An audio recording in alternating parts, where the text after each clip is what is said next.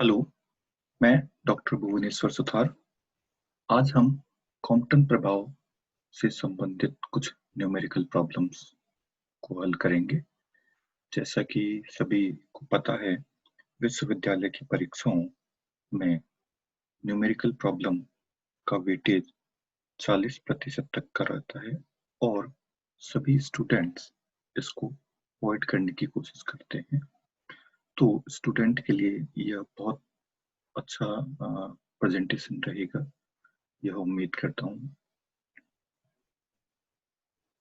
Numerical problems को देखने से पहले हमें उस टॉपिक से संबंधित कुछ थ्योरी और फॉर्मूलेज को रिवाइज करने की आवश्यकता रहती है। तो सबसे पहले कॉम्पटन शिफ्ट, कॉम्पटन का विचलन, इसका जो फॉर्मूला है delta lambda equal to lambda dash minus lambda equal to h upon m naught c bracket में 1 माइनस कॉस फाई, जहां पे लैम्डा डैश स्कैटर्ड प्रकीर्णित फोटोन का तरंगदैर्ध्य, लैम्डा आपतित फोटोन का तरंगदैर्ध्य, इन दोनों का अंतर जो है कॉम्पटन शिफ्ट कहलाता है। एच प्लांक नियतांक है जिसका मान 6.62 इंटू 10 की पावर माइनस 34 जूल सेकंड होता है। एम नॉट इलेक्ट्रॉन का विराम द्रव्यमान है जिसका मान 9.1 इंटू 10 की पावर माइनस 31 किलोग्राम होता है। सी प्रकाश का वेग है जिसका मान 3 इंटू 10 की पावर 8 मीटर सेकंड होता है। और कंबाइंडली जो ये टर्म है उसको हम कॉम्पटन वेवलेंथ कहते हैं और कॉम्पटन वेवलेंथ का जो मान है 0.0242 एंगस्ट्रॉम में ये वैल्यू होती है 0.0242 एंगस्ट्रॉम। और फाई जो है स्कैटरिंग एंगल है, प्रकीर्णन कोण है। तो कॉम्पटन शिफ्ट का मान प्रकीर्णन कोण पे निर्भर करता है। तो इस फॉर्मूले में हमारे पास 3 क्वांटिटीज रहती है। अगर हमें स्कैटरिंग एंगल दे रखा है, विचलन आसानी से याद किया जा सकता है। यदि हमें फाई और लैम्डा डैश दे रखा है, लैम्डा कैलकुलेट कर सकते हैं। लैम्डा और फाई दे रखा है तो हम लैम्डा डैश की वैल्यू भी कैलकुलेट कर सकते हैं। तो बहुत सिंपल सा काम करना होगा। ये हम न्यूमेरिकल प्रॉब्लम्स में भी देखेंगे। यह है डायरेक्शन ऑफ रिकॉइल इलेक्ट्रॉन, प्रतिचित इलेक्ट्रॉन की डायरेक्शन, जिसको हम थीटा से डिनोट करते हैं, जिसका फॉर्मूला हम संवेग संरक्षण की जो 2 समीकरण आती है उनको डिवाइड करके ज्ञात किया जाता है। यहाँ पे हम इसका फॉर्मूला जो लिख रहे हैं tan theta equal to sine phi upon bracket में nu upon nu dash minus cos phi. ये आपतित फोटोन की आवृत्ति और स्कैटर्ड फोटोन की आवृत्ति के अनुपात और स्कैटरिंग एंगल की सहायता से ज्ञात किया जा सकता है। नेक्स्ट है kinetic energy of recoil electron, प्रतिचित इलेक्ट्रॉन की गतिज ऊर्जा। जैसा कि हमें पता है, स्कैटरिंग में जो आपतित एक्सरेज हैं वो अपनी कुछ ऊर्जा इलेक्ट्रॉन को देते हैं। चूंकि प्रारंभ में इलेक्ट्रॉन स्थिर अवस्था में है तो ये दी गई ऊर्जा ही क्या होगी, इलेक्ट्रॉन की गतिज ऊर्जा होगी। तो आपतित फोटोन की ऊर्जा और स्कैटर्ड फोटोन की ऊर्जा का जो अंतर है वो काइनेटिक एनर्जी से ज्ञात करने के लिए यूज किया जा सकता है। और ये जो समीकरण हमने लिखी है, ये समीकरण ऊर्जा संरक्षण के जो समीकरण था उससे हम ज्ञात कर सकते हैं। और दूसरा फॉर्मूला काइनेटिक एनर्जी का दे रखा है जो हमने कैलकुलेट किया था, जहाँ पे अल्फा का मान आपतित फोटोन की ऊर्जा और विराम अवस्था में इलेक्ट्रॉन की ऊर्जा के अनुपात के तुल्य होता है, जो एक विमाहीन क्वांटिटी है, यूनिटलेस क्वांटिटी है। तो अब हम देखते हैं कुछ न्यूमेरिकल जो विगत परीक्षाओं में पूछे गए थे। अजमेर यूनिवर्सिटी की 2016 की परीक्षा में ये क्वेश्चन पूछा गया था।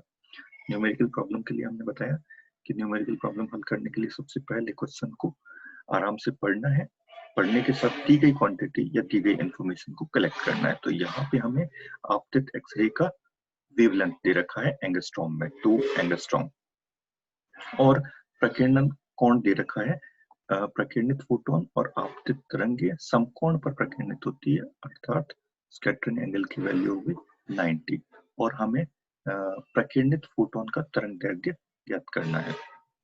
ठीक है, तो प्रकीर्णित फोटोन का तरंग दैर्घ्य ज्ञात करना है, आपतित का दे रखा है, स्कैटरिंग एंगल दे रखा है, इनका रिलेशन हम कॉम्पटन शिफ्ट से ज्ञात कर सकते हैं। तो कॉम्पटन शिफ्ट का जो फॉर्मूला होता है delta lambda equal to lambda dash minus lambda equal to h upon m naught c bracket में 1 माइनस cos फाई।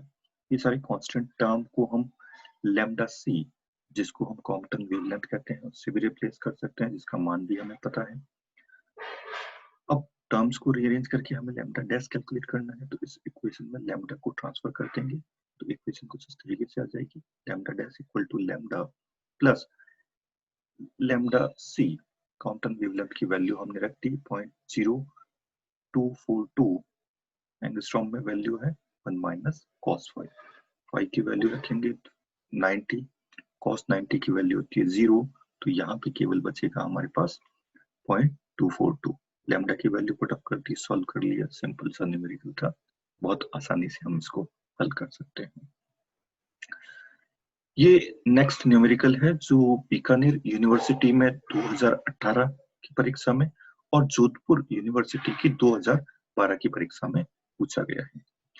इसमें हमें स्कैटरिंग एंगल दे रखा है, कॉम्पटन विचलन सीधा दिया हुआ है और प्लैंक नियतांक ज्ञात करना है।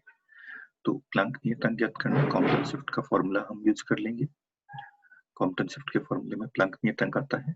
तो इस समय हमें h upon m naught c की डायरेक्ट वैल्यू हम यूज नहीं करेंगे, हम h को वैसे ही रखेंगे m नॉट c और m नॉट और c की वैल्यू को यूज करेंगे। हाँ, तो इसमें हम m नॉट c को यदि मल्टीप्लाई कर दें 1 माइनस cos थीटा को ट्रांसफर करेंगे तो क्या होगा, ये डिवाइड में आ जाएगा। तो h की वैल्यू आ गई delta lambda m naught c divided by 1 minus cos phi. दी गई वैल्यूज रख देंगे, हमने वैल्यूज रख दी कॉम्पटन विचलन की। चूंकि ये एंगस्ट्रॉम में दे रखा है तो इसको हमें मीटर में कन्वर्ट करना है। मीटर में कन्वर्ट करने के लिए 10 की पावर माइनस 10 का मल्टीप्लाई किया जाता है। m नॉट इलेक्ट्रॉन का द्रव्यमान है, 9.1 into 10 to the power minus 31। Velocity of light 3 into 10 की पावर 8। cos फाई cos 60 की जो वैल्यू होती है वो होती है 1/2 या 0.5, वैल्यू रखती, को सॉल्व करेंगे तो हमारे पास प्लैंक नियतांक आ जाएगा 6.6 इंटू 10 की पावर माइनस 34 आएगा जूल इंटू सेकेंड में, क्योंकि सभी क्वांटिटी को हमने MKS यूनिट सिस्टम में यूज किया था। नेक्स्ट ये क्वेश्चन है जो कोटा यूनिवर्सिटी में 2016 की परीक्षा में पूछा गया था। इसमें एक्सरे की वेवलेंथ दे रखी है आपने और स्कैटरिंग एंगल दिया हुआ है, हमें स्कैटर्ड एक्सरेज की तरंग दैर्घ्य ज्ञात करनी, वेवलेंथ ज्ञात करनी है। उसी के साथ प्रतिक्षिप्त इलेक्ट्रॉन की डायरेक्शन थीटा का मान भी कैलकुलेट करना है। तो ये दो वैल्यूज हमें दे रखी है, लैम्डा और फाई। लैम्डा डैश और थीटा हमें कैलकुलेट करना है। तो पहले हम लैम्डा डैश कैलकुलेट करने के लिए कॉम्पटन शिफ्ट का फॉर्मूला यूज करते हैं, lambda dash minus lambda equal to HC की वैल्यू को हमने रख दिया है यहाँ पे 0.0242 ब्रैकेट में 1 माइनस cos फाई। ध्यान रखना ये वैल्यू जो थी h upon m naught c या लैम्डा c की वैल्यू हमने डायरेक्ट यहाँ पे यूज कर ली है, वैल्यू एंगस्ट्रॉम में यूज किया हमने। तो लैम्डा डैश का जो फॉर्म वैल्यू आएगा ट्रांसफर करने के पश्चात लैम्डा प्लस ये टर्म, क्योंकि cos 90 की वैल्यू क्या होती है 0 होती है, तो डायरेक्ट यही टर्म बचेगा 0.242 ऐड हो जाएगा लैम्डा 0.728, तो वैल्यू मिलेगी 0.7322। ये स्कैटर्ड फोटोन की वेवलेंथ आ गई। थीटा की वैल्यू कैलकुलेट करने के लिए हम फॉर्मूला यूज करते हैं डायरेक्शन ऑफ रिकॉइल इलेक्ट्रॉन का, tan theta equal to sin phi upon nu dash minus cos phi. अब यहाँ पे हमें न्यू अपॉन न्यू डैश की वैल्यू चाहिए जो हमारे पास है नहीं, लेकिन हमारे पास एक वैल्यू है लैम्डा और लैम्डा डैश की। लैम्डा हमें गिवन था और लैम्डा डैश हमने कैलकुलेट किया है। तो हम आसानी से इस वैल्यू को कैलकुलेट कर सकते हैं। किस प्रकार कैलकुलेट किया जा सकता है? हमें पता है न्यू जो होता है उसका मान क्या होता है? c, velocity of light c upon lambda. इसका मतलब न्यू जो होता है लैम्डा के व्युत्क्रमानुपाती होता है। तो न्यू अपॉन न्यू डैश का मान अगर हम कैलकुलेट करेंगे तो वो लैम्डा और लैम्डा डैश की टर्म में क्या हो जाएगा? Lambda dash over lambda. तो हमने ये मान यूज कर लिया यहाँ पे, और cos थीटा की वैल्यूज को हम यूज कर लेंगे, और ये वैल्यूज रखने के पश्चात हमारे पास जो मान आएगा वो कुछ इस प्रकार से हो जाएगा।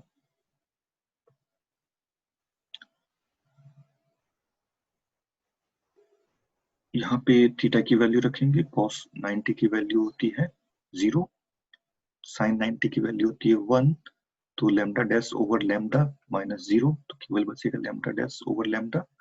लैम्डा ऊपर आ जाएगा, बचेगा lambda over lambda dash into sin phi. sin phi की वैल्यू 1, तो केवल बचेगा लैम्डा ओवर लैम्डा डैश। तो लैम्डा की वैल्यू रखती, लैम्डा डैश की वैल्यू रखती, अनुपात हमारे पास आ गया tan थीटा में। इनवर्स करके हम थीटा की वैल्यू कैलकुलेट कर सकते हैं। Theta equal to tan inverse 0.967, जिसका मान लगभग होता है 44 डिग्री, 44 डिग्री में ये वैल्यू आ गई आपके पास डायरेक्शन ऑफ रिकॉइल्ड इलेक्ट्रॉन की। अब एक प्रश्न जो अजमेर विश्वविद्यालय में 2013 और 2011 दो बार पूछा गया है, तो बहुत इंपॉर्टेंट क्वेश्चन है। इसमें दिया गया है एक फोटोन कि वह न्यूनतम ऊर्जा का मान ज्ञात करना है जिससे विरामावस्था में इलेक्ट्रॉन को 50% ऊर्जा स्थानांतरित कर सके। यानी प्रश्न में दी गई इंफॉर्मेशन हमें क्या है कि आपतित फोटोन अपनी आधी ऊर्जा इलेक्ट्रॉन को देता है, अर्थात उसके पास स्कैटरिंग के बाद कितनी एनर्जी बचेगी? हाफ, 50%। तो हमें इंफॉर्मेशन दे रखी है एनर्जी ऑफ स्कैटर्ड फोटोन क्या होगा? प्रकीर्णित फोटोन की ऊर्जा आपतित फोटोन की ऊर्जा की 1/2 के बराबर होगी। फॉर्मूला से वैल्यू रख दो। हमारे पास फॉर्मूला होता है एनर्जी का hc अपॉन लैम्डा, तो स्कैटर्ड के लिए हो जाएगा hc over lambda dash equal to 1/2 hc over lambda incident के लिए। इस समीकरण को अगर सॉल्व करेंगे तो हमारे पास रिलेशन आएगा lambda dash equal to 2 lambda, अर्थात स्कैटर्ड फोटोन का वेवलेंथ आपतित फोटोन की तुलना में दुगना हो जाता है। ठीक है, ये इंफॉर्मेशन क्वेश्चन में हमें गिवन है। अब मिनिमम एनर्जी ज्ञात करनी है इंसिडेंट फोटोन की। एनर्जी का फॉर्मूला होता है hc ओवर लैम्डा। अगर एनर्जी मिनिमम है तो लैम्डा क्या होगा? मैक्सिमम होगा, अधिकतम होगा। तो कॉम्पटन शिफ्ट को हमने यूज किया। कॉम्पटन शिफ्ट में lambda dash minus lambda equal to value आ गई 0.0242 माइनस cos फाई। ये वैल्यू कॉम्पटन वेवलेंथ की है जो हमने डायरेक्टली यहाँ पे यूज कर ली है। तो हमें लैम्डा डैश गिवन है, लैम्डा गिवन है, तो हम वैल्यूज को रख देंगे हमारे पास। Lambda dash minus lambda equal to ये टर्म आ गई, तो लैम्डा का मान क्या आ गया? 0.242 ब्रैकेट में 1 माइनस cos फाई, अर्थात लैम्डा का मान किस पे निर्भर कर रहा है? स्कैटरिंग एंगल पे, प्रकीर्णन कोण पे निर्भर करता है। और हमें इसका मान क्या चाहिए? अधिकतम चाहिए। लैम्डा के अधिकतम मान के लिए ये टर्म क्या होनी चाहिए? -1, ताकि माइनस और माइनस प्लस हो सके और इस ब्रैकेट वाली टर्म का मान अधिकतम 2 हो सकता है। अर्थात लैम्डा के अधिकतम मान के लिए फाई का मान क्या हो जाएगा? 180 डिग्री। सॉरी, यहाँ पे ये करेक्शन है जो आपको मेंशन करना है। ये वैल्यू कॉस की 0 नहीं होगी, यहाँ पे वैल्यू होती है -1। कॉस की वैल्यू -1 यूज करेंगे तो 1 माइनस और माइनस प्लस हो जाएगा, तो आपके पास वैल्यूज बचेगी डायरेक्ट 1 + 1 = 2। ठीक है, 2 को इसमें मल्टीप्लाई कर देंगे तो लैम्डा मैक्सिमम, लैम्डा का अधिकतम मान क्या आ गया? 0.484 एंगस्ट्रॉम में। तो ये लैम्डा मैक्सिमम हो गया, तो ई का मान क्या हो जाएगा? न्यूनतम हो जाएगा। HC/लैम्डा में लैम्डा मैक्सिमम का मान रख दिया, और यहाँ से ये कैलकुलेट करें तो हमारे पास जूल में ऊर्जा आएगी। लेकिन यहाँ पे हमने डायरेक्ट ही क्या किया? 1.6 × 10⁻⁻19 का भाग दे दिया, ताकि हमें ऊर्जा जो है वो इलेक्ट्रॉन वोल्ट में मिले। इलेक्ट्रॉन वोल्ट के साथ साथ यहाँ पे एक टर्म और आएगी 10⁻³ तो 10⁻³ का मतलब होता है किलो। तो हमने इसको कन्वर्ट कर दिया है किलो इलेक्ट्रॉन वोल्ट में। हल करने पर इसका मान अब हमारे पास आ रहा है 256 किलो इलेक्ट्रॉन वोल्ट। तो ये थे न्यूमेरिकल्स जो हमने अभी देखे, जिनकी सहायता से हम क्या कर सकते हैं, किसी भी न्यूमेरिकल्स को सॉल्व किया जा सकता है। बहुत आसानी से हम किसी न्यूमेरिकल को हल कर सकते हैं। Thank you.